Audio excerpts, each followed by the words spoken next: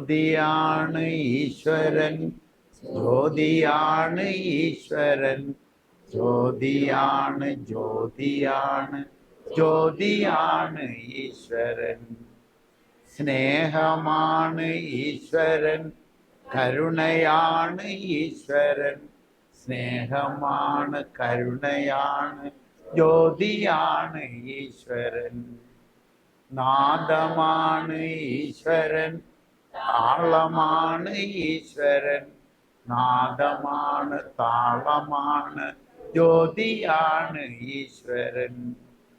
ജ്ഞാനമാണ് ഈശ്വരൻ, ജ്യോതിയാണ് ഈശ്വരൻ, ജ്യോതിയാണ് ഈശ്വരൻ, ജ്യോതിയാണ് ജ്യോതിയാണ് ജ്യോതിയാണ് ഈശ്വരൻ. സ്നേഹമാണ് ഈശ്വരൻ, കരുണയാണ് ഈശ്വരൻ, സ്നേഹമാണ് കരുണയാണ് ജ്യോതിയാണ് ഈശ്വരൻ. നാദമാണ് ഈശ്വരൻ, താളമാണ് ഈശ്വരൻ, നാദമാണ് താളമാണ് ജ്യോതിയാണ് ഈശ്വരൻ. ജ്ഞാനമാണ് ഈശ്വരൻ, ബോധമാണ് ഈശ്വരൻ, ജ്ഞാനമാണ് ബോധമാണ് ജ്യോതിയാണ് ഈശ്വരൻ.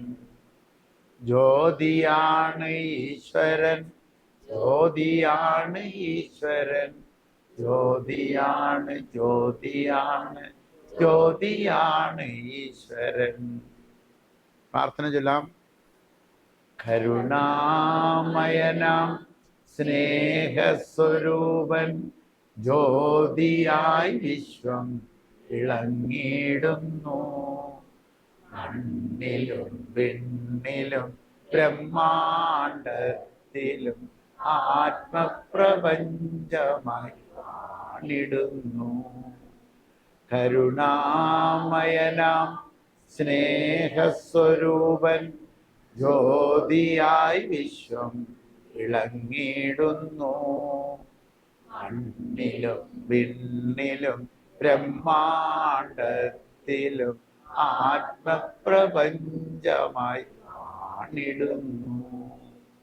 നാദവും താളവും മേളവുമായെന്നെ നേരായ പാതയിൽ ആക്കേണമേ. ജ്ഞാനവും ബോധവും എന്നിൽ ഉണരുവാൻ ആനന്ദമൂർത്തി കനിയേണമേ. കാണാനും കേൾക്കാനും അറിയാനുമായെന്നെ പാകപ്പെടുത്തണേ പരമ്പൊരുളേ. സത്യവും ധർമ്മവും നീതിയും പാലിക്കാൻ എന്നുമെനിക്ക് കരുത്തേകണേ. സമ്പത്തും സമയവും പങ്കുവെച്ചിടുവാൻ എന്നുമെനിക്ക് തുണയാകണേ. എൻ കർമ്മമൊക്കെയും ധർമ്മങ്ങളാകുവാൻ നന്മ വിതയ്ക്കുവാൻ തോന്നണമേ. ഈ ധന്യഭൂമിയിൽ പൂജാതനായെന്നെ കർമ്മങ്ങൾ തീർക്കുവാൻ കനിയേണമേ. ഭൂലോകമാകെ ഒരാഘോഷമാക്കുവാൻ പ്രതിനിധിയായ ആനിക്കണേ. കരുണാമയനാം സ്നേഹസ്വരൂപൻ, ജ്യോതിയായി വിശ്വം ഇളങ്ങിടുന്നു. മണ്ണിലും വിണ്ണിലും ബ്രഹ്മാണ്ടത്തിലും ആത്മപ്രപഞ്ചമായി കാണിടുന്നു. നമ്മളൊരു ഈ പ്രാർത്ഥന എല്ലാ ദിവസവും ചൊല്ലി. ഇന്ന് എത്രാമത്തെ ദിവസമാണ്? 7ാമത്തെ ദിവസമാണ്. 7ാമത്തെ ദിവസവും നമ്മൾ ഈ പ്രാർത്ഥന ചൊല്ലി. ഇനി നമ്മൾ ബാക്കിയുള്ള ദിവസങ്ങളിലും ചൊല്ലിക്കൊണ്ടേയിരിക്കും. എന്താ അതിൻ്റെ ഗുണം? എന്താ അതിനെന്തെങ്കിലും ഗുണം കിട്ടുമോ?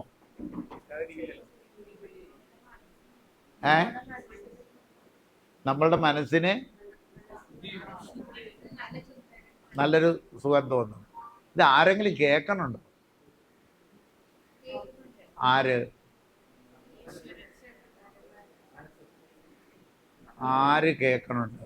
അതായത് ഒരു പ്രാർത്ഥന ഉറക്കെ ചൊല്ലിക്കൊണ്ടിരുന്നാൽ ആ അന്തരീക്ഷം, ആ ചുറ്റുപാടിൽ ഒരു ചൈതന്യം ക്രിയേറ്റ് ചെയ്യും. അതിനാണ് പ്രാർത്ഥന. ഏത് പ്രാർത്ഥനയായാലും ശരി, ചൈതന്യം ക്രിയേറ്റ് ചെയ്യും. അപ്പോൾ നമ്മുടെ പ്രാർത്ഥന ആര് കേൾക്കുന്നുണ്ട്, ആര് കാണുന്നുണ്ട്? പ്രകൃതിയിൽ ആര്?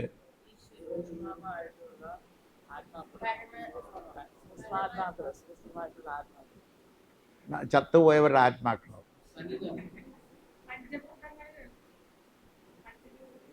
പഞ്ചഭൂതങ്ങൾ അഞ്ചും കേൾക്കും. നമ്മളുടെ ചുറ്റും അകവും പുറവും തിങ്ങി നിൽക്കുന്നത് എന്താണ്? അകത്തും പുറത്തും തിങ്ങി നിൽക്കുന്ന എന്തോ മാറ്റത്തിന് വിധേയമല്ലാത്തത് എന്താണത്? ആകാശം. ആകാശത്തിനോട് ചേർന്ന് എന്ത് നിപ്പുണ്ട്? ആത്മാവുണ്ട്. അത് നമ്മുടെ ചുറ്റും നിപ്പില്ലേ? നമ്മുടെ പ്രാർത്ഥന അത് കേൾക്കണുണ്ടോ? കേൾക്കണില്ലേ? അതിന്റെ ഗുണം കിട്ടില്ലേ? അതിന്റെ ഗുണം കിട്ടും. മനസ്സിലായില്ലേ? നമ്മളുടെ ചുറ്റും തിങ്ങി നിറഞ്ഞു നിൽക്കുന്ന ആത്മാവ്, ആകാശം, അതാണ് നമ്മളുടെ ആദി മാതാവും ആദി പിതാവും. അവരത് കേൾക്കുന്നുണ്ട്. അവരുടെ അഭിലാഷം നടപ്പിലാക്കാനായിക്കൊണ്ടാണ് ഈ ഭൂമിയിലും ഈ പ്രപഞ്ചത്തിലും മുഴുവൻ സൃഷ്ടി നടന്നിരിക്കുന്നത്. നമ്മളും അവരുടെ അഭിലാഷം നടപ്പിലാക്കാനാണ്. അവർ പരമ്പരയായി നമ്മുടെ അച്ഛനമ്മമാരിലൂടെ നമ്മളിവിടെ എത്തിച്ചു. അച്ഛൻ്റെയും അമ്മയുടെയും അഭിലാഷം എന്താണ്? മക്കള് ആനന്ദത്തോടെ ജീവിക്കണമെന്നല്ലേ? നമ്മളുടെ അഭിലാഷം എന്തായിരിക്കണം? നമ്മളുടെ മക്കളും അതുപോലെ ജീവിക്കണമെന്നല്ലേ? എല്ലാ ജീവജാലങ്ങളുടെയും മക്കളെ അമ്മമാരങ്ങനെയല്ലേ, അച്ഛന്മാരങ്ങനെയല്ലേ ആലോചിക്കണേ? അതാണ് നമ്മൾ ആ ലക്ഷ്യത്തിലേക്കാണ് നീങ്ങണേ. അതായത് ഈ ഭൂലോകം ഒന്നടങ്കം ആനന്ദത്തോടെ ജീവിക്കുന്ന ഒരു ഭൂമി നമുക്ക് വേണം. അതിനു വേണ്ടിയിട്ട് നമ്മളാൽ ആവുന്നത് എന്തൊക്കെയോ ചെയ്യാനാണ് നമ്മളിവിടെ അവതരിച്ചിരിക്കുന്നത്. അതെന്തൊക്കെയാണ് എന്നുള്ളതാണ് നമ്മൾ പഠിച്ചുകൊണ്ടിരിക്കുക. അപ്പം നമുക്ക് ഒരെണ്ണം ഇപ്പം ആരോഗ്യം പഠിച്ചുകൊണ്ടിരിക്കുകയാണ്. ആരോഗ്യത്താൽ ആനന്ദം. ആരോഗ്യമുണ്ടെങ്കിലേ ആനന്ദം ഉണ്ടാവും. അതുകൊണ്ടാണ് ചികിത്സിക്കൽ കൊണ്ട് ആനന്ദം എന്നല്ല നമ്മൾ പഠിക്കുന്നത്. ചികിത്സയല്ല, ആരോഗ്യത്താൽ ആനന്ദം. ആരോഗ്യം വീണ്ടെടുക്കാനുള്ള വഴികളാണ് നമ്മൾ പഠിച്ചുകൊണ്ടിരിക്കുന്നത്. എവിടം വരെ പഠിച്ചു? സന്തുലനം പഠിച്ചു. സന്തുലനത്തിൻ്റെ ഒരു കടലാസ് തന്നിരുന്നു, വായിച്ചോ? ആരെങ്കിലും വായിച്ചിട്ട് മനസ്സിലായില്ലേ? ക്ലിയറാണത്, ക്ലിയർ. അതിനകത്ത് ചെറിയ പശകൾ മാത്രമേ ഉള്ളൂ. ഇക്കോളജി എന്ന് പറയുന്ന ശാസ്ത്രപ്രകാരം ചെറിയ പ്രശ്നങ്ങളേ ഉള്ളൂ. അവർ ചിലപ്പോൾ മുട്ട കഴിക്കാൻ പറയും, മുട്ടയൊക്കെ കഴിക്കാൻ പറയും. നമ്മളിൽ അതില്ല. അത്രേ ഉള്ളൂ വ്യത്യാസം. അടുത്തത് ഏതാണ്? പോഷണം. അതായത് പോഷണക്കുറവുണ്ടെങ്കിലേ രോഗമുള്ളൂ. പിടികിട്ടിയോ? പോഷണം കുറയുന്നു. പോഷണക്കുറവുണ്ടെങ്കിൽ രോഗം വരും. അപ്പോൾ പോഷണം, ഏതൊക്കെ പോഷണമാണ് നമുക്ക് കിട്ടിക്കൊണ്ടിരിക്കേണ്ടത് എന്നാണ്. പോഷണത്തിൽ പെട്ടിട്ടുള്ള കുറേ കാര്യങ്ങൾ ഏതൊക്കെയാണെന്ന് അറിയണം. പോഷണം ഏതൊക്കെ കൃത്യമായി ഉണ്ടാകണത്. അതിൽ ഒന്നാമത്തത് കാർബോഹൈഡ്രേറ്റ്. ഒരു പോഷണമാണ് നമുക്ക് കിട്ടിക്കൊണ്ടിരിക്കേണ്ട ഒരു പോഷണമാണ് കാർബോഹൈഡ്രേറ്റ്. രണ്ടാമത്തത് ഫാറ്റാണ്, ഫാറ്റ്. മൂന്നാമത്തത് പ്രോട്ടീനാണ്, പ്രോട്ടീൻ. 4 വിറ്റാമിനുകളാണ്, വിറ്റാമിൻസ്. 5-മത്തത് മിനറൽസ് ആണ്, മിനറൽസ്. 6-മത്തത് ട്രേസ് എലമെന്റ്സ് ആണ്. അപ്പൊ ഏതൊക്കെ കിട്ടണം നമുക്ക്? വായിച്ചേ. ഇല്ലെങ്കിൽ ഇത് ആവശ്യത്തിന് ചെന്നില്ലെങ്കിൽ, ശരിയായി ചെന്നില്ലെങ്കിൽ നമുക്ക് പോഷണക്കുറവുണ്ടാകും. കാർബോഹൈഡ്രേറ്റ് വേണം, ഫാറ്റ് വേണം, പ്രോട്ടീൻ വേണം, വിറ്റാമിനുകൾ വേണം, മിനറൽസ് വേണം, ട്രേസ് എലമെന്റ്സ്. ഈ സാധനങ്ങളെല്ലാം നമുക്ക് ആവശ്യത്തിന് എങ്ങനെ കിട്ടണം? ഇത് ഭക്ഷണത്തിലൂടെ കിട്ടേണ്ടതാണ്. അപ്പൊ നമ്മളുടെ ഭക്ഷണത്തിൽ എന്തൊക്കെ ഉണ്ടായിരിക്കണം എന്ന് നമ്മൾ ശ്രദ്ധിക്കണ്ടേ? ഇതൊന്നും ഇല്ലെങ്കിലോ നമുക്ക് പോഷക ദാരിദ്ര്യം കൊണ്ടുള്ള രോഗം വരും. ഇനി കാർബോഹൈഡ്രേറ്റ്, അതിന് വേണ്ടിയിട്ട് ഇപ്പൊ നമ്മൾ എന്താ കഴിച്ചോണ്ടിരിക്കണേ? അരിയുണ്ട്, ഗോതമ്പുണ്ട്, കപ്പയുണ്ട്, കാച്ചിലുണ്ട്, ചേനുണ്ട്, ഇതെല്ലാം ചെയ്തോണ്ടിരിക്കണേ. അത് നമ്മളുടേതാണോ? അല്ല. അപ്പൊ നമുക്ക് എന്ത് ചെയ്യണം? ശരിയായ പോഷണം ശരീരത്തിന് കിട്ടണമെന്നുണ്ടെങ്കിൽ എന്ത് വേണം? ശരിയായ കാർബോഹൈഡ്രേറ്റ്, അതായത് മനുഷ്യ ശരീരത്തിന് അപ്രോപ്രിയേറ്റ് ആയിട്ടുള്ള കാർബോഹൈഡ്രേറ്റ് കിട്ടണം. അതെവിടെ നിന്ന് കൊടുക്കാൻ പറ്റും? കരിമ്പിന്റെ ജ്യൂസിനകത്തുണ്ട്, മധുരക്കിഴങ്ങിലുണ്ട്, പേരക്കയിലുണ്ട്, ഏത്തക്കയിലുണ്ട്. മനസ്സിലായില്ലേ? ഏത്തക്ക. അപ്പൊ കുറെ നമുക്ക് കിട്ടിയിട്ടുണ്ട്. അപ്പൊ നമ്മളുടെ നിത്യഭക്ഷണത്തിൽ നമുക്ക് പോഷണക്കുറവ് ഉണ്ടാകാതിരിക്കണമെന്നുണ്ടെങ്കിൽ എന്തൊക്കെ കഴിക്കണം? അരി കഴിക്കണോ? പോരാ, ഈ മാതിരി സാധനങ്ങൾ കൂടി കഴിക്കണം. കരിമ്പിൻ്റെ ജ്യൂസ് നമുക്ക് കുടിക്കാൻ പറ്റണം. അപ്പോൾ ഒരു ചോദ്യം വരുന്നത്, കരിമ്പിൻ ജ്യൂസ് അവൈലബിൾ ആണോ? എപ്പോഴും അവൈലബിൾ ആണോ? അല്ല. എന്ത് ചെയ്യണം? നമ്മൾ കരിമ്പ് നട്ടിട്ട് അത് നിരന്തരം കുടിക്കാൻ പറ്റുന്ന പരുവത്തിലാക്കിയെടുക്കേണ്ട ജോലി ആരുടേതാണ്? നമ്മളുടേതാണ്. വിധിച്ച അന്നം നമുക്ക് കിട്ടണം. അല്ലാതെ പണ്ടുള്ളവർ കഴിച്ചിരുന്നതാണ് ശരിയെന്ന് വിചാരിച്ച് തുടർന്നു കൊണ്ടുപോയാൽ എന്തായിരിക്കും സംഭവിക്കുക? ഡീജനറേഷൻ സംഭവിക്കും. അത് വ്യക്തമായി നമ്മളോട് പറയുന്നു. ഡീജനറേറ്റീവ് ഡിസീസ് ലോകമാസകലം കൂടിക്കൊണ്ടിരിക്കുന്നു. കേരളത്തിൽ മാത്രമല്ല ക്യാൻസർ, കേരളത്തിൽ മാത്രമല്ല ഓട്ടോ ഇമ്മ്യൂൺ ഡിസീസ്, കേരളത്തിൽ മാത്രമല്ല ഷുഗർ. ലോകമാസകലമുള്ള മനുഷ്യകുലം ഒന്നടങ്കം ഡീജനറേഷനിലേക്ക് പോയിക്കൊണ്ടിരിക്കുന്നു. നമ്മൾ ഡീജനറേഷനിലേക്ക് പോകാതിരിക്കണമെന്നുണ്ടെങ്കിൽ, എനിക്ക് ഷുഗർ ഇല്ലല്ലോ അതുകൊണ്ട് ഞാൻ അരി കഴിച്ചോട്ടെ എന്നാണോ? വിധിച്ചതിലേക്ക് കൊണ്ടുപോകണം. ഇത് പഥ്യമല്ല. ഇപ്പം നമുക്ക് ഒറിജിനൽ കാർബോഹൈഡ്രേറ്റിൽ പോകാനായിട്ട് കുറച്ചുകൂടി കാലതാമസം വരും. അതുകൊണ്ട് നമുക്ക് എന്ത് ചെയ്യണം? ആദ്യം മില്ലറ്റിലേക്ക് മാറണം. മില്ലറ്റിലേക്ക് മാറുമ്പോൾ മില്ലറ്റും നമ്മുടെ കാർബോഹൈഡ്രേറ്റ് അല്ല. മില്ലറ്റിലേക്ക് നമുക്ക് മാറേണ്ടതുണ്ട്. ഒരു ഷിഫ്റ്റ് തുടർന്നു കൊണ്ടിരുന്ന കാർബോഹൈഡ്രേറ്റിൽ നിന്നും ഒരു വ്യതിയാനം കൊടുത്താൽ അതിൻ്റെ ഗുണം നമുക്ക് കിട്ടും. അതാണ് ഇപ്പോൾ ഷുഗർ രോഗികളുടെ ഷുഗർ കുറച്ചുകൊണ്ടിരിക്കുന്നത്. അതാണ്. പിടികിട്ടിയല്ലോ? കാർബോഹൈഡ്രേറ്റ് യഥാർത്ഥത്തിലേക്കുള്ളത് ഷിഫ്റ്റ് ചെയ്യണം. ഇപ്പം കുടിക്കരുത്. ഈ ഡയബറ്റിക് ആയ പേഷ്യൻസ് ഉടനെ എടുത്ത് കരിമ്പിൻ ജ്യൂസ് കുടിക്കരുത്. പിന്നെ എപ്പോൾ കുടിക്കാം? ഷുഗർ നോർമലാക്കി, മില്ലറ്റും കഴിച്ച്, നമ്മൾ പടവലം ജ്യൂസും കുടിച്ച്, പ്രമേഹദാഹശമനിയും കുടിച്ച് നോർമലാക്കി 1 വർഷം സ്റ്റേബിളാക്കണം. 1 വർഷം സ്റ്റേബിളാക്കി നിർത്തിയിട്ട് പിന്നെ ഇടയ്ക്കിടയ്ക്ക് കരിമ്പിൻ ജ്യൂസ് സ്റ്റാർട്ട് ചെയ്യാം. അല്ലെങ്കിൽ എന്ത് പറ്റും? ശരീരം വീണ്ടും പെട്ടെന്ന് പോകും. അതല്ല, നിങ്ങൾക്ക് പേടിയില്ലെന്ന് വിചാരിക്കുക. എനിക്ക് ഷുഗർ കരിമ്പിൻ ജ്യൂസ് കുടിച്ചിട്ട് ടെസ്റ്റ് ചെയ്ത് എനിക്കൊരു പേടിയില്ല. ധൈര്യം ഉണ്ടെങ്കിൽ കുടിച്ചോ. ധൈര്യം വേണം. ധൈര്യമുണ്ടെങ്കിൽ കുടിക്കാം. ഒരു പ്രശ്നവും വരില്ല. എത്ര കൂടിയാലും ഒരു 24 മണിക്കൂറുകൾ കഴിയുമ്പോൾ ടെസ്റ്റ് ചെയ്താൽ അത് നോർമലായിരിക്കും, ഉണ്ടാവില്ല. ഉപയോഗിച്ച് തീരുന്ന ഗ്ലൂക്കോസാണത്. അതേസമയം അരിയിൽ നിന്നും ഗോതമ്പിൽ നിന്നും ഉണ്ടാകുന്ന ഗ്ലൂക്കോസ് തീരില്ല, അക്യുമുലേഷൻ വരും. നമ്മുടേതല്ലാത്തതായതുകൊണ്ടാണ്. ഇതിന് BV എന്ന് പറയും. BV BV എന്ന് പറഞ്ഞാൽ ബയോളജിക്കൽ വാല്യൂ. നമ്മുടെ ശരീരത്തിൻ്റെ ബയോളജിക്കൽ വാല്യൂ അതിപ്രധാനമാണ്. നിങ്ങൾ കഴിക്കുന്ന ക്വാണ്ടിറ്റി അല്ല, ശരീരത്തിന് അനുയോജ്യമായത് ആണെങ്കിൽ ശരീരം അത് കൈകാര്യം ചെയ്യും. അപ്പോൾ എത്ര ക്വാണ്ടിറ്റി നിങ്ങൾ കരിമ്പിൻ ജ്യൂസ് കുടിച്ചു എന്നുള്ളതല്ല, അത് കൃഷി ചെയ്ത ഇടം പ്രധാനമാണ്. അതിനകത്തെ കാർബോഹൈഡ്രേറ്റ് കുറച്ച് മതിയാകും കരിമ്പിൻ ജ്യൂസ്.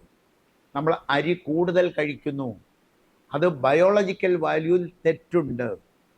നമ്മുടെ ബയോളജിക്കൽ വാല്യൂവിൽ തെറ്റാണ്. തെറ്റായ ഒരു കാർബോഹൈഡ്രേറ്റ് ആണ് കഴിച്ചത്, പക്ഷേ അതുകൊണ്ട് ജീവിക്കില്ലേ? ജീവിക്കും.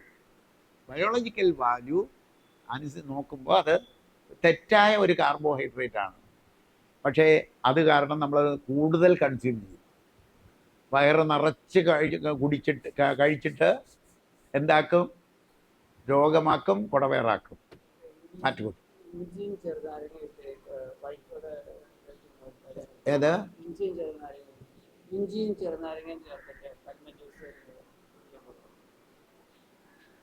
ചെറുനാരങ്ങ കുഴപ്പമില്ല, ഇഞ്ചിയും കുഴപ്പമില്ലാത്തതാണ്.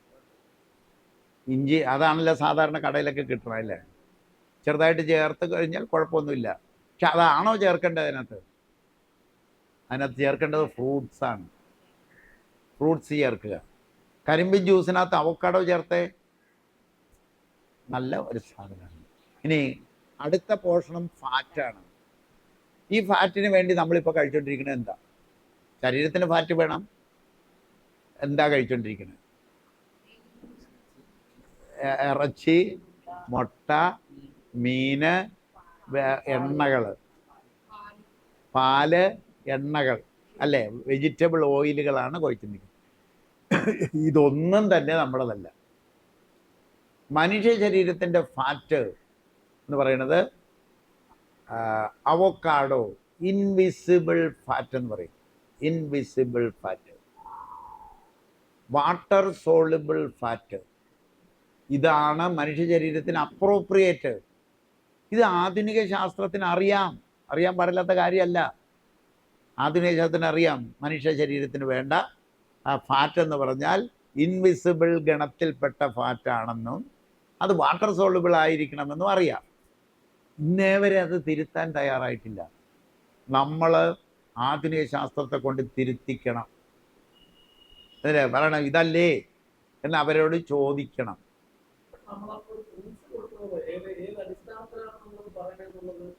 അവർക്കറിയാതെ നമ്മൾ ക്ലൂ ഒന്നും കൊടുക്കണ്ട. മനുഷ്യ ശരീരത്തിന് അപ്രോപ്രിയേറ്റ് ഏതാണ് എന്ന് ആധുനിക ചികിത്സാ ശാസ്ത്രത്തിന് അറിയാം. നമ്മൾ തെളിവൊന്നും കൊടുക്കണ്ട. അപ്പോൾ അവർ പറയും വാട്ടർ സോൾ ഇൻവിസിബിൾ ഗണത്തിൽപ്പെട്ട ഫാറ്റാണെന്ന് അവരാണ് പറഞ്ഞത് തന്നെ, നമ്മളല്ല പറയണേ ഇത്. പക്ഷേ അത് എവിടുന്ന് വരുന്നു എന്നുള്ളത് പറയുന്നില്ല. നമ്മളിപ്പോൾ അതിൻ്റെ സോഴ്സ് കണ്ടെത്തിയിരിക്കുന്നത് ഇറച്ചി, മീനും, മുട്ട ഇതിൽ നിന്ന് കണ്ടെത്തിയിരിക്കുന്നു. അതാണ് കുഴപ്പം. അവർ പറയാൻ തുടങ്ങിയാലോ ജനം സ്വീകരിക്കില്ലേ? ഇപ്പം നമ്മൾ ജനത്തിനോട് പറയണോ അവരെ കൊണ്ട് പറയിക്കണോ? ഒരു ആശുപത്രിയിൽ പറയാണ് ഇന്നതാണ് കഴിക്കാൻ പാടില്ല, ഇന്ന കഴിക്കാൻ പാടില്ല എന്ന് പറഞ്ഞാൽ എല്ലാവരും കേൾക്കില്ലേ? ഡോക്ടർ എഴുതി കൊടുക്കുന്നു, ഈ ഫാറ്റല്ല നിങ്ങൾക്ക് വേണ്ടേ, അവക്കാഡോ എന്ന് പറയുന്ന ഫാറ്റാണ് വേണ്ടേ എന്ന് പറഞ്ഞാൽ. അപ്പം നമ്മളെപ്പോഴും കോൺസെൻട്രേറ്റ് ചെയ്യേണ്ടത് അവരെ പിണക്കാനല്ല, ആധുനിക ചികിത്സാ ശാസ്ത്രത്തിനെ പിണക്കാനല്ല, അവരെ കാര്യങ്ങൾ ബോധ്യപ്പെടുത്തുക. ഇങ്ങനെയല്ലേ എന്ന് ചോദിച്ചാൽ അവർക്ക് നിഷേധിക്കാൻ പറ്റില്ല.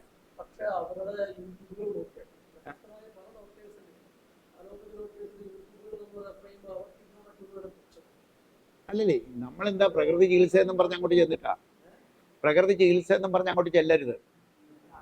ഫാറ്റിന്റെ കാര്യത്തിൽ പറയുക, മനുഷ്യ ശരീരത്തിന്റെ അപ്രോപ്രിയേറ്റ് ഫാറ്റ് ഏതാണ് സാറേ ചോദിക്കാമല്ലോ. ഞാൻ കുമ്മായത്തിന് പകരം കക്കാപ്പൊടി ഇൻട്രൊഡ്യൂസ് ചെയ്തപ്പോൾ മങ്കൊമ്പ് നെല്ല് ഗവേഷണ കേന്ദ്രത്തിൻ്റെ ഹെഡ് ലീനാകുമാരിയുടെ മുമ്പിൽ ചെന്നിട്ട് ഞാൻ ഈ സാധനം അങ്ങ് വെച്ചു. ഇതെന്താ ഇത് കക്കാപ്പൊടിയാണ്. കക്കാപ്പൊടി എന്ന് പറഞ്ഞാൽ എന്താ? കാൽസ്യം കാർബണേറ്റാണ്. എന്താണ് നിങ്ങൾ റെക്കമെൻഡ് ചെയ്യണം? നിങ്ങൾ റെക്കമെൻഡ് ചെയ്യണം എന്താ? നിങ്ങൾ റെക്കമെൻഡ് ചെയ്യണത് കുമ്മായ അല്ലേ? കുമ്മായ എന്താ? കാൽഷ്യം ഹൈഡ്രോക്സൈഡാണ്, കാൽഷ്യം ഹൈഡ്രോക്സൈഡാണ്. നിങ്ങൾ പഠിച്ചത് എന്താണ്? കാൽഷ്യം കാർബണേറ്റ് ഇടാനാണ്. ഞാൻ കൊണ്ടുപോയി മേശപ്പുറത്ത് വെക്കണ തന്നെ കാൽഷ്യം കാർബണേറ്റ് ആണ്. നിഷേധിക്കാൻ പറ്റുമോ അവർക്ക്? നിഷേധിക്കാൻ പറ്റുമോ? അവസാനം പറഞ്ഞത് ഇത് അവൈലബിൾ അല്ലല്ലോ, ഇത് മാർക്കറ്റിൽ അവൈലബിൾ അല്ല. മാർക്കറ്റിൽ അവൈലബിൾ ആയത് ജനങ്ങൾക്ക് കൊടുക്കാനാണോ ശാസ്ത്രം? അതാണോ ശാസ്ത്രത്തിൻ്റെ ജോലി? മനുഷ്യ ശരീരത്തിന് വേണ്ടത് എത്തിച്ചു കൊടുക്കുന്നല്ലേ ശാസ്ത്രത്തിൻ്റെ ജോലി? മാർക്കറ്റിൽ ലഭ്യമല്ലെങ്കിൽ ലഭ്യമാക്കേണ്ട ഉത്തരവാദിത്വം ഗവൺമെൻറ്റിനും ശാസ്ത്രലോകത്തിനുമല്ലേ? ഇന്ന് ലഭ്യമല്ല. അപ്പം ഇങ്ങനെ സമീപിക്കാവൂ. അവരെ തോൽപ്പിക്കാൻ നോക്കരുത്. അവരെ ഓവർലുക്ക് ചെയ്യാനായിട്ട് നമ്മൾ നോക്കിയാൽ അവർ കണ്ണടച്ചെതിർക്കും. നിങ്ങൾ പറയണത് മുഴുവൻ തെറ്റാണ് എന്ന് പറയും. എന്നാൽ ഈ ഫാറ്റിൻ്റെ കാര്യത്തിൽ നോക്കിയേ, അവർ അക്സെപ്റ്റ് ചെയ്യും. കുമ്മായത്തിൻ്റെ കാര്യത്തിൽ ഏറ്റവും വലിയ സയൻറ്റിസ്റ്റായ അവർ അക്സെപ്റ്റ് ചെയ്തു. താഴെയുള്ള കൃഷി ഓഫീസർമാർ ചിലപ്പോൾ എതിർക്കും. അത് വേറെ കാര്യം, അവർക്കറിയാൻ പാടില്ല. ഇപ്പം അത് കോമൺ ആയിക്കൊണ്ടിരിക്കും. എല്ലാവരും ആക്കും. അവർ എന്താ കാര്യം? ലോകം മുഴുവൻ 2023 മില്ലറ്റ് ഇയർ ആയിട്ട് വേൾഡ് ഹെൽത്ത് ഓർഗനൈസേഷൻ ആചരിച്ചു. അക്സെപ്റ്റ് ചെയ്യില്ലേ? അങ്ങനെയാണ് ഇത് വരിക. കാരണം ഇത് തെറ്റാണ് എന്ന് അവർക്ക് ബോധ്യം വന്നു കഴിഞ്ഞാൽ അവരത് അക്സെപ്റ്റ് ചെയ്തോളും. അപ്പോൾ ഫാറ്റിന് നമുക്ക് അവക്കാഡോയിലേക്ക് പോകേണ്ടതുണ്ട്. അവക്കാഡോ എന്ന് പറയുന്നതും സുലഭമല്ല. അതിനെ ഇനി ഒരു പ്രൊഡക്റ്റാക്കി മാർക്കറ്റിൽ ഇറക്കണം. അതിൻ്റെ ശ്രമം നടക്കണേ ഉള്ളൂ. പക്ഷെ ഇപ്പം എല്ലാവരും കഴിച്ചു തുടങ്ങി ഇല്ലേ? അത് അല്ലാത്തത് കഴിച്ചാൽ പോഷണത്തിൽ തെറ്റി. നമ്മൾ കിട്ടേണ്ട പോഷണം കിട്ടില്ല അതിനകത്ത്. നമ്മൾ ഇറച്ചി മുട്ടയൊക്കെ കഴിച്ചിട്ടിരുന്നാൽ കിട്ടേണ്ട പോഷണം കിട്ടത്തുമില്ല, അത് രോഗം ഉണ്ടാക്കുകയും ചെയ്യും. അപ്പോൾ യഥാർത്ഥത്തിലുള്ളതല്ല. അടുത്തത് പ്രോട്ടീനാണ്. വേറെ കണ്ടിട്ടില്ല ഇതുവരെ. ആഫ്രിക്കയിൽ ചില പിയറേഴ്സ് ഉണ്ട്. നമ്മളത് കണ്ടെത്തി കൊണ്ടുവന്ന് നട്ടുപിടിപ്പിക്കണം. ഈ ഒരു അവക്കാഡോ കണ്ടെത്താൻ ഞാൻ 12 വർഷം എടുത്തു. ഇനിയിപ്പോൾ അടുത്തത് കണ്ടെത്താനായിട്ട് എത്ര വർഷം എടുക്കും? ആർക്കാ അറിയാൻ പറ്റുക? നോക്കുന്നുണ്ട്, നോക്കാതിരിക്കുന്നില്ല. കാരണം ഒന്നല്ല, പ്രകൃതിയിൽ എപ്പോഴും ഡൈവേഴ്സിറ്റി മെയിൻറ്റെയിൻ ചെയ്യും. അതായത് അവക്കാഡോയിൽ തന്നെ ഡൈവേഴ്സിറ്റി ഉണ്ടായിരിക്കും, വാട്ടർ സോളുബിൾ ഫാറ്റിൽ തന്നെ ഡൈവേഴ്സിറ്റി മെയിൻറ്റെയിൻ ചെയ്യും. അതാണ് പ്രകൃതിയുടെ പ്രതിഭാസം. അതല്ലേ? എത്രയോ കോടി മനുഷ്യരുണ്ട് ഈ ഭൂമിയിൽ എത്രയോ കോടാനുകോടി മനുഷ്യരുണ്ട്. ഒരാളെപ്പോലെ മറ്റൊരാൾ ഇല്ല. ഇത്രമാത്രം ഡൈവേഴ്സിറ്റി മെയിൻറ്റെയിൻ ചെയ്യാൻ ആർക്കറിയാം? പ്രകൃതിക്കറിയാം. അപ്പോൾ ഇതിൽ ഉണ്ടാവില്ലേ? ഉണ്ടാവും. എവിടെയോ ഉണ്ട്. കണ്ടുപിടിക്കേണ്ട ജോലി മനുഷ്യൻ്റെതാണ്. ഞാൻ എങ്ങനെയാണ് അവക്കാഡോ കണ്ടുപിടിക്കുക? ഞാൻ കോമേഴ്സാണ്, പറഞ്ഞായിരുന്നല്ലോ. ഞാൻ എങ്ങനെയാണ് അവക്കാഡോയുടെ സയൻറ്റിഫിക് സാധനം കണ്ടുപിടിക്കാൻ പറ്റുക? അവക്കാഡോയാണെന്ന് സയൻറ്റിഫിക്കായിട്ട് കൺഫേംഡായിട്ട് പറയാൻ എനിക്കെങ്ങനെ കഴിയുക? ഞാനപ്പോൾ അതിന് വേറൊരു വഴിയാണ് എടുക്കുക, വേറൊരു വഴി. അപ്പോൾ ഞാൻ എൻ്റെ വീട്ടിൽ വരുന്ന എല്ലാവരുടെ അടുക്കലും ഒരു കാര്യം പറഞ്ഞു വിടും. നിങ്ങൾ ചെല്ലുന്ന ഇടം, അത് ഞാൻ പറഞ്ഞില്ലേ? പറഞ്ഞു. അന്നില്ലായിരുന്നില്ലേ? സൗന്ദര്യമുള്ളവരാണെങ്കിൽ, കാണുന്ന സൗന്ദര്യമുള്ളവരാണെങ്കിൽ എന്നെ അറിയിക്കാൻ പറഞ്ഞു. അങ്ങനെയാണ് ഞാൻ സൗത്ത് അമേരിക്കയിൽ നിന്ന് കിട്ടിയ ഫോൺ കോൾ അനുസരിച്ച് കൺഫേം ചെയ്ത് എടുത്ത് ഞാനിവിടെ പറഞ്ഞു. അത് അങ്ങനെയാണ് കണ്ടുപിടിച്ചത്. ഇനി പ്രോട്ടീൻ എങ്ങനെ കണ്ടുപിടിക്കും എന്നുള്ളതാണ്. പ്രോട്ടീൻ എങ്ങനെ കണ്ടുപിടിക്കുക? എന്തിൻ്റെ അടിസ്ഥാനത്തിലായിരിക്കും പ്രോട്ടീൻ കണ്ടുപിടിക്കാൻ പറ്റുക? ബുദ്ധിയുടെ അടിസ്ഥാനത്തിലാണ്. ഈ ഭൂമിയിൽ ഏറ്റവും കൂടുതൽ ബുദ്ധിയുള്ള മനുഷ്യർ താമസിക്കുന്ന ഇടത്ത് എന്നിട്ട് അവരെന്താ കഴിക്കണമെന്ന് പഠിച്ചാൽ മതി. പ്രോട്ടീൻ കിട്ടും, യഥാർത്ഥ പ്രോട്ടീൻ കിട്ടും. ഇപ്പം ആരാണ് ഏറ്റവും കൂടുതൽ ബുദ്ധിപരമായി ടോപ്പിൽ നിൽക്കുന്ന സമൂഹം? എവിടെയാണ്? ഇസ്രയേലാണ്. അവർക്കാണ് ഈശ്വരൻ മന്ന കൊടുത്തത്. ആകാശത്ത് നിന്ന് ഇട്ടുകൊടുത്തു മന്ന. ഇട്ടുകൊടുത്ത അവരാണ്. അവരുടെ പരമ്പരാഗത ഭക്ഷണത്തിൽ അതുണ്ട്. ഇന്നില്ല. ഇന്ന് അവരും തെറ്റി. ഞാൻ അതിനെപ്പറ്റി നോക്കുന്നുണ്ട്. ഇസ്രായേലിൽ നിന്ന് ഒരാൾ പരവൂർ വരും. വരുമ്പോഴത്തേക്ക് എനിക്ക് ഡീറ്റെയിൽസ് കൊണ്ടുവരാമെന്ന് പറഞ്ഞിട്ടുണ്ട്. Complete details. അവരെന്തായിരുന്നു അവർ പറഞ്ഞ് ഇപ്പം കഴിക്കണം. അത് ഗോതമ്പ് പോലെ ഒരു സാധനം. അത് അവർ കുഴച്ച് എങ്ങനെയോ പ്രത്യേക മെത്തേഡാണ്. കുഴച്ചെടുത്ത് അട്ടിവെക്കും. 6 മാസത്തേക്ക് അത് കേടാവില്ല. അതവരുടെ പരമ്പരാഗത ഭക്ഷണത്തിൽ ഒന്നാണ്. മറ്റൊന്ന്, ഇത് കഴിക്കുന്നത് ഒരു ഫ്രൂട്ട്സിൻ്റെ സോസേജ് പോലെ ഒരു സാധനം ഉണ്ടാക്കി വയ്ക്കും. ആ ഫ്രൂട്ട്സ് ഏതാണെന്നാണ് നമ്മൾ അറിയേണ്ടത്. നമ്മൾ നോക്കണം അവിടെയാണ്.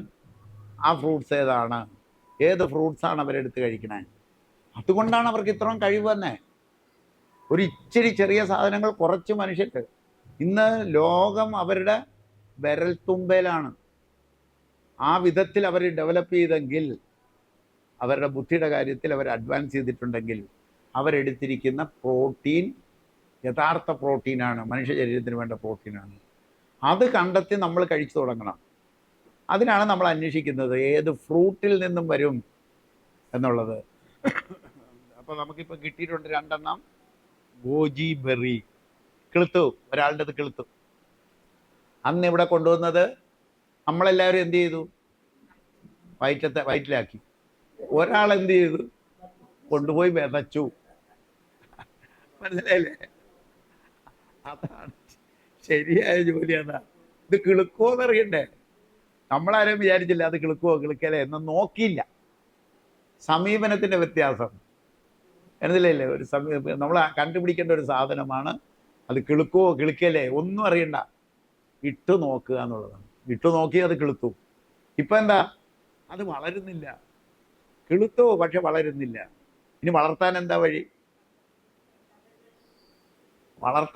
വഴി? കടൽ വെള്ളം കൊടുത്താൽ അപ്പം കരിഞ്ഞു പോകും. അതെവിടെയാണ് വളരണേ?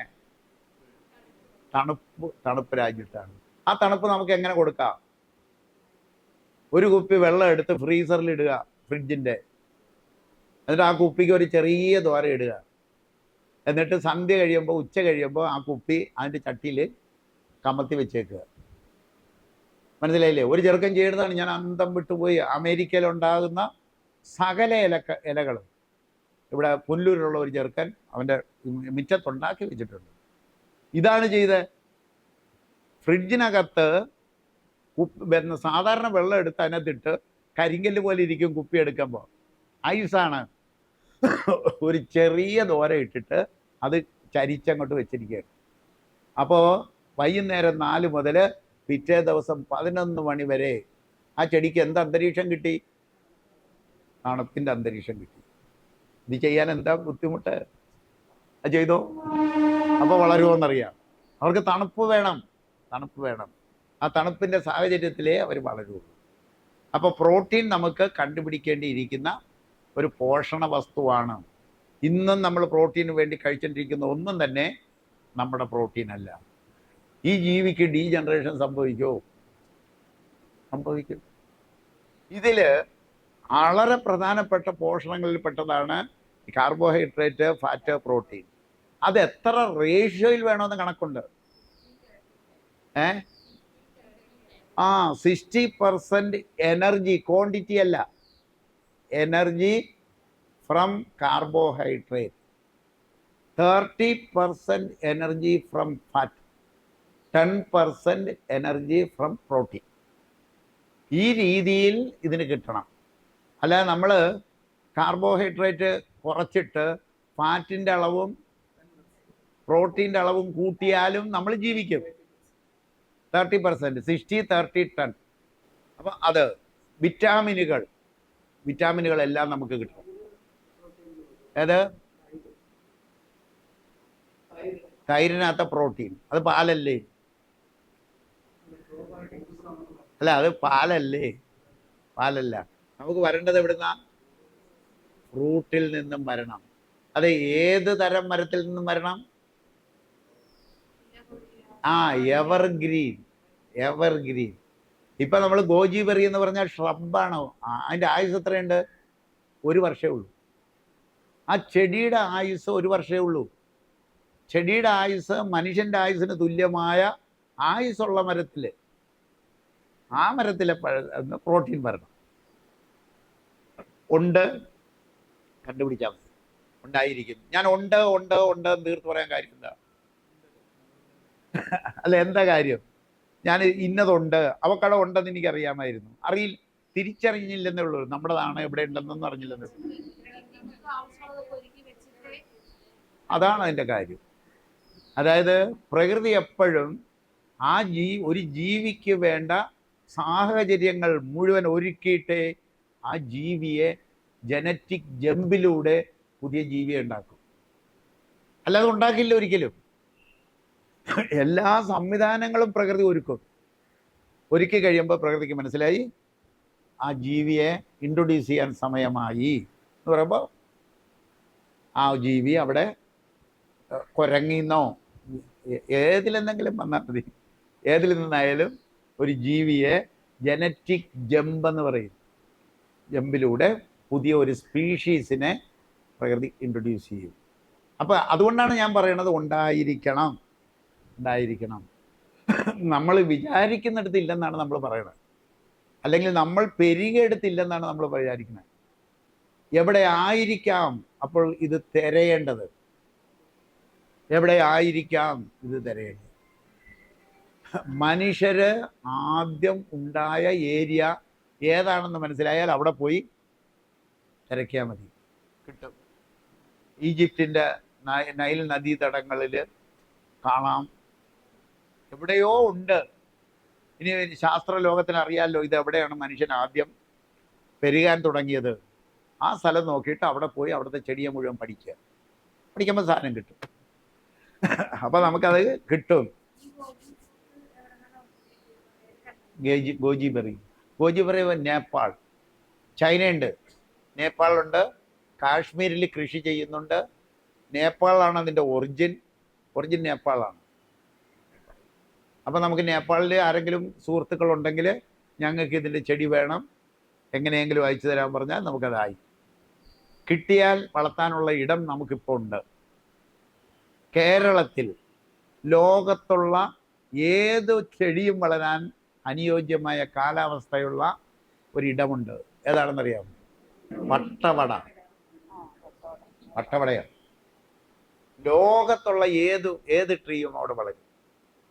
സാധാരണ കാട്ടുമരം പോലെ വളരും.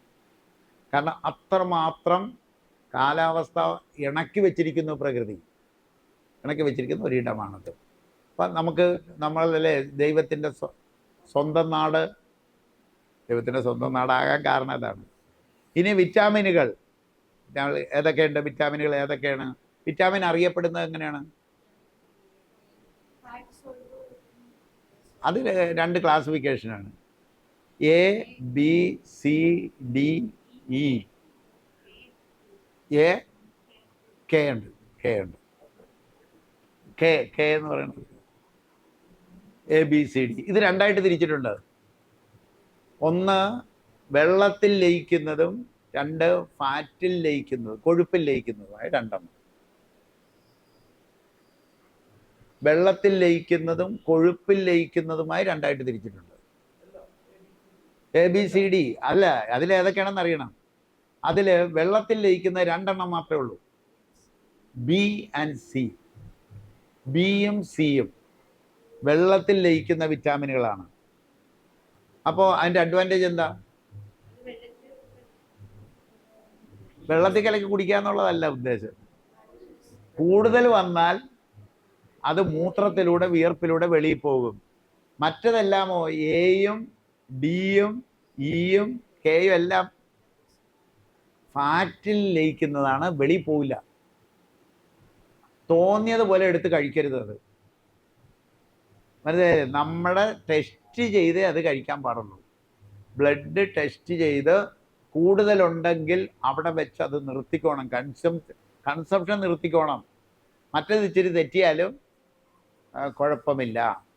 ഇതിൽ വിറ്റാമിൻ എ ഏറ്റവും കൂടുതൽ നമുക്ക് വേണ്ടത് കണ്ണിനോട് ബന്ധപ്പെട്ടിട്ടാണ്.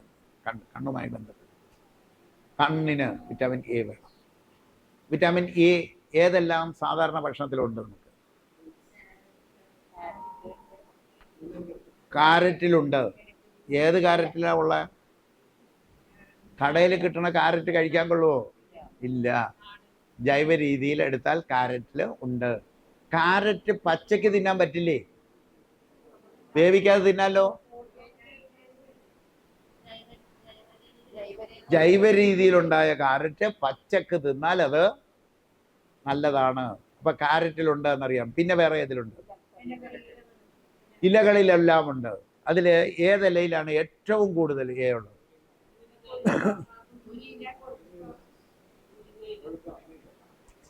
ചേമ്പലയിൽ. ചേമ്പിന്റെ ഇല. ചേമ്പിന്റെ ഇല. ചേമ്പിന്റെ ഇല തിന്നാൻ ആരോട് പോയി ചോദിച്ചാൽ പഠിക്കാം? കൊങ്ങിണിമാരോട് പോയി ചോദിച്ചാൽ മനസ്സിലായില്ലേ? ചേമ്പിന്റെ ആ ഞരമ്പ് ചിരണ്ടി കളഞ്ഞിട്ട് അവർ മാവ് പുരട്ടി അതിനൊക്കെ ഉണ്ടാക്കി തരും. നിങ്ങൾക്കറിയുമോ, ഇന്നത് മാർക്കറ്റിൽ പ്രൊഡക്റ്റായിട്ട് ഇറങ്ങാൻ തുടങ്ങി. മാർക്കറ്റിൽ ചേമ്പല അപ്പം മാർക്കറ്റിൽ വരാൻ തുടങ്ങിയിട്ടുണ്ട്. ചേമ്പല നല്ലതാണ്. ചേമ്പല. അകത്തിയുടെ പൂവ്, അകത്തിയുടെ പൂവിലുണ്ട്. പൂവ് നമുക്ക് തോരൻ വെച്ചേ കഴിക്കാൻ പറ്റുള്ളൂ. തോരൻ അല്ലെങ്കിൽ ഉപ്പേരി വെച്ചേ കഴിക്കാൻ പറ്റൂ.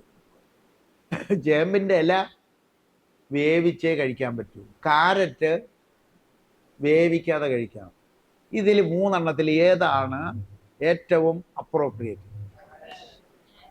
ക്ലിയർ ആയില്ലേ? സാധനം ക്ലിയർ ആയില്ലേ? കാരറ്റ്. അപ്പൊ കാരറ്റ് ജൈവ രീതിയിൽ ഉണ്ടാക്കാനുള്ള നടപടിയല്ലേ നമ്മൾ ചെയ്യേണ്ടത്? നമ്മുടെ കണ്ണിന് പ്രശ്നം ഉണ്ടാകാതെ വരുന്ന എ. B vitamin. ഏത് ചേമ്പിൻ്റെ ഇലയും എടുക്കാം, പക്ഷെ ചൊറിയും. ചില ചേമ്പിൻ്റെ ചൊറിയും. അതായത് ചേമ്പിൻ്റെ ഇല വിടരുന്നതിന് മുമ്പ് ചുരുണ്ടിരിക്കുമ്പോൾ എടുക്കണം. ചുരുണ്ടിരിക്കുന്ന ഇലയാണ് എടുക്കേണ്ടത്. അതിൽ വയലറ്റ് ചേമ്പ് എന്ന് പറഞ്ഞൊരു ചേമ്പുണ്ട്. തണ്ടും ബ്രൗൺ ആണ്, ഇലയും അല്പം ഒട്ടും ചൊറിയില്ല. ചീരച്ചേമ്പ് എന്ന് പറയുന്ന ജർമ്മനിയിൽ നിന്ന് ഒരെണ്ണം വന്നിട്ടുണ്ട് കേരളത്തിൽ. അതും കാര്യമായി ചൊറിയില്ല. ബാക്കിയെല്ലാം സൂക്ഷിച്ച് വേണം. ഇച്ചിരി ചൊറിച്ചിലുണ്ട്, എന്ത് ചെയ്താൽ മതി? വാളംപുളി പിഴിഞ്ഞാൽ മതി. വാളംപുളി കിട്ടത്തില്ല. വാളംപുളി തന്നെ ആണോ? ആ അത് പുരട്ടിയാൽ മതിയോ? ചൊറിച്ചിൽ പോവുമോ? തക്കാളിയുടെ പുളി ചൊറിച്ചിൽ കുറയ്ക്കുമെന്നാണ് പറഞ്ഞത്. അതായത് ഇപ്പൊ ഇദ്ദേഹം പറഞ്ഞത് ചെയ്തു നോക്കുക, ചൊറി നോക്കി പിന്നെ കഴിക്കണ്ട. 100% വിശ്വസിക്കാം. സ്ഥിരം കഴിച്ചുകൊണ്ടിരിക്കുന്ന ഒരാളിൻ്റെത് അനുഭവജ്ഞാനമാണ്. അനുഭവജ്ഞാനം. ലാബ് ടെസ്റ്റ് അല്ല. ലാബിൽ ടെസ്റ്റ് ചെയ്തിട്ടല്ല പറയണേ, അനുഭവത്തിൻ്റെ വെളിച്ചത്തിൽ പറയുന്നതാണ്. അത് സ്വീകരിക്കും. കണ്ടുകൊടുക്കാം. ചേമ്പിൻ്റെ താളും ചീരച്ചേമ്പെന്ന് പറഞ്ഞ വെള്ളച്ചേമ്പ്. ചേമ്പിൻ്റെ തന്നെ താളും വെള്ളയാണ്, ഇലയും വെള്ളയാണ്. അപ്പം അത് ജർമ്മൻ ജർമ്മൻ ഇങ്ങോട്ട് വന്നതാണ്, കേരളത്തിൽ വന്നതാണ്. അത് ചീര തോരൻ വെക്കാനായിട്ട് ഉപയോഗിക്കാം. അധികം ചൊറിയില്ല, അധികം ചൊറിച്ചില്ല. മാർക്കറ്റിൽ കിട്ടില്ല. കിഴങ്ങില്ല അതിന് കിഴങ്ങില്ല. ഈ വയലറ്റ് ചേമ്പിനും കിഴങ്ങില്ല. ഇലയും തണ്ടും മാത്രമാണ് ഇലക്കറികളായിട്ട് ഉപയോഗിക്കുക. ഇലക്കറികളെല്ലാം വിറ്റാമിൻ ബി എവിടെയൊക്കെ ഉണ്ട്? തവിടിലുണ്ട്. ഏത് തവിടില്? അരിയുടെ തവിടിലുണ്ട്, റാഗിയുടെ തവിട്, എല്ലാ തവിടുകളിലും ഉണ്ട്. അരി നമ്മുടേതല്ലല്ലോ, പിന്നെ എവിടുന്ന് കിട്ടും ബി? റാഗി നമ്മുടേതല്ലല്ലോ, അതും നമ്മുടേതല്ലല്ലോ, നമ്മുടേതല്ല. ഇന്ന് നമുക്ക് തവിട് എന്ന് പറയുന്ന സാധനത്തിൽ നിന്നും കിട്ടുന്നതാണ് യഥാർത്ഥത്തിൽ നമുക്ക് ഇപ്പം കിട്ടുന്ന സാധനം. പക്ഷെ അത് നമ്മുടേതല്ല. അഥവാ ആ തവിട് എടുക്കണമെന്നുണ്ടെങ്കിൽ ഏത് തരത്തിൽ കൃഷി ചെയ്തതായിരിക്കണം അത്?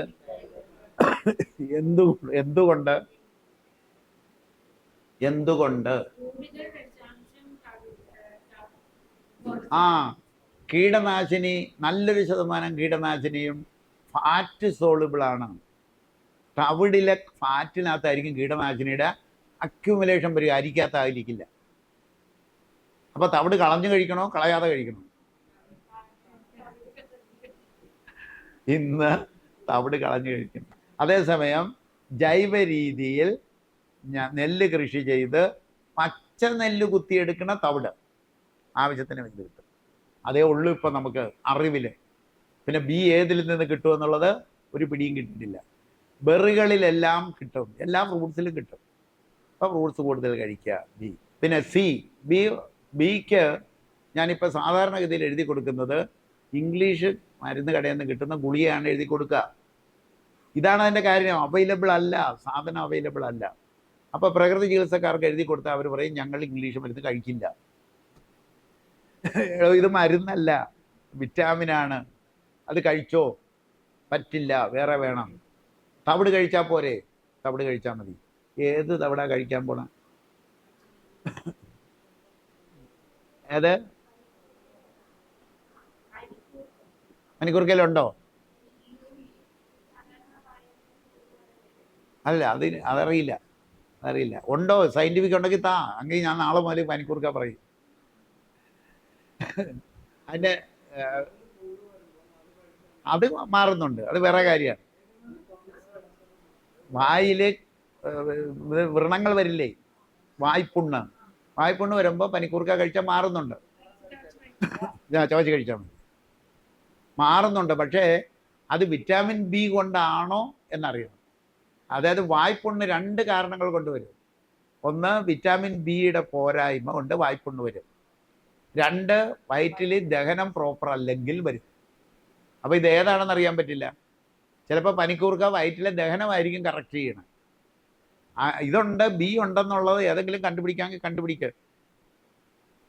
ഇതിൽ ഗൂഗിളിലൊക്കെ സെർച്ച് ചെയ്താൽ മതി. എനിക്ക് ഈ പണ്ടാരം നോക്കാൻ അറിയില്ല. മനസ്സിലായില്ലേ? ഈ സാധനം സെർച്ച് ചെയ്ത് കണ്ടുപിടിക്കാൻ അറിയില്ല. ആരെങ്കിലുമൊക്കെ കണ്ടുപിടിക്കുക ബി ഏതിലുണ്ട്. നമ്മുടെ നിത്യഭക്ഷണത്തിൽ സുലഭമായി കിട്ടിയാൽ ഞാൻ അപ്പം ബിയുടെ കൂട്ടത്തിൽ എഴുതി വെക്കും. അടുത്തത് സി ആണ്. സി ഏതിലൊക്കെ കിട്ടുമെന്ന് നമുക്ക് നല്ലോണം അറിയാം. നെല്ലിക്കായിലുണ്ട്, പേരക്കായിലുണ്ട്, നാരങ്ങയിലുണ്ട്, പിന്നെ പാഷൻ ഫ്രൂട്ടിലുണ്ട്, ഈ പുളി പോലെ വെസ്റ്റ് ഇന്ത്യൻ ചെറിയിലുണ്ട്. ഒരുപാട് സാധനത്തിൽ സി ഉണ്ട്. സി ഉള്ളത് നെല്ലിക്ക, പേരക്ക, നാരങ്ങ, പാഷൻ ഫ്രൂട്ട്, പച്ചമാങ്ങ, പച്ച കുരുമുളക്, ഇതിലെല്ലാം വിറ്റാമിൻ സി ഉണ്ട്. പച്ചക്കുരുമുളകിനകത്ത് വിറ്റാമിൻ സി. അപ്പോൾ ഇതെല്ലാം നമ്മളുടെ നിത്യഭക്ഷണത്തിൻ്റെ ഭാഗമാകണം. എന്തുകൊണ്ട്? പ്രതിരോധ ശക്തി നൽകുന്നതിൽ ഏറ്റവും കൂടുതൽ മുൻപന്തിയിൽ നിൽക്കുന്ന വിറ്റാമിൻ സി ആണ്. ഈ വിറ്റാമിൻ സി നമ്മുടെ ശരീരം ഉൽപ്പാദിപ്പിക്കുന്നുമില്ല. 1-2 മൃഗങ്ങൾ മാത്രമാണ് അവർ ഉൽപ്പാദിപ്പിക്കാത്തത്. അതായത് നമ്മളുടെ മനുഷ്യൻ്റെ മരുന്നുകൾ പരിശോധിക്കുന്ന മൃഗം ഏതാണ്?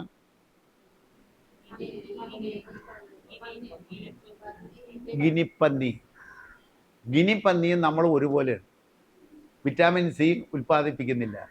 അതുകൊണ്ട് നമുക്ക് തരുന്ന മരുന്നുകൾ പരിശോധിക്കുന്ന എവിടെയാണ്? ഗിനിപ്പന്നിയിലാണ്.